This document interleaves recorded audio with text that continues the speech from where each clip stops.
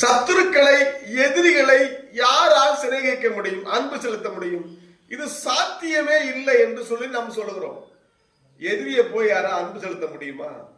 என்னதான் சொல்றீங்க? இதெல்லாம் சாத்தியமே இல்லை. ஏன் சாத்தியம் இல்லை? ஏன் உன்னால அன்பு செலுத்த முடியாதுன்னா நம்ம தரித்திரர். அல்லேலூயா. நாம் தரித்திரர், நம்ம ஏழையா இருக்கிறதுனாலே நாம் அன்பு செலுத்த முடியவில்லை. அல்லேலூயா. கர்த்தருக்கு ஸ்தோத்திரம். சத்துருவை யாரால் சிநேகிக்க முடிகிறதோ அவர்கள் தான் ஐஸ்வர்யவான்கள். இயேசு கிறிஸ்து அவர்களுக்குள்ளே இருக்கிறார். சத்தியம் அவர்களுக்குள்ளே இருக்கும்.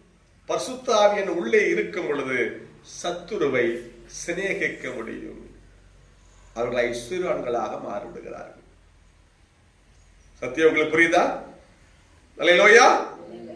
நாம் ஏன் எதிரியை சிநேகிக்க முடியவில்லை?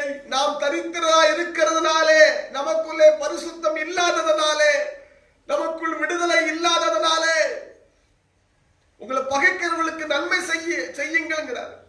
நன்மை செய்ய நம்மளால முடியலையே.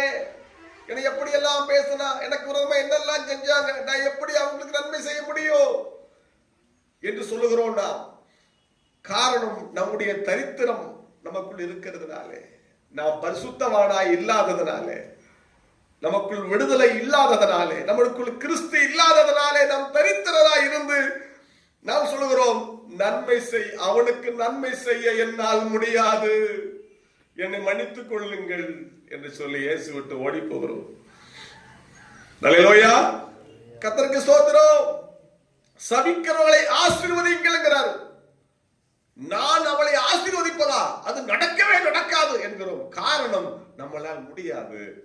நமக்குள் தரித்திரம் இருந்தால். அல்லேலூயா.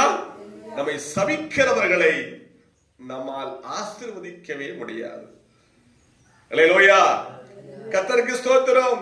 நாம் ஜெபிக்க வேண்டியது, ஆண்டவரே என்னை சபிக்கிறவர்களை ஆசீர்வதிக்க கூடிய அந்த கிருபை எனக்கு தாரோ, என்னை விடுதலையாக்கோ, உம்முடைய சத்தியத்தை எனக்குள் தாரோம் ஐயா என்று ஆண்டவரிடத்தில் நாம் அழுது விண்ணப்பிக்கும் போது, ஜெபிக்கும் பொழுது கர்த்தர் நம்மை விடுதலையாக்கி கிறிஸ்து உள்ளே வந்த உடனே நாம் சபிக்கிறவர்களை ஆசீர்வதிக்க தொடங்குகிறோம்.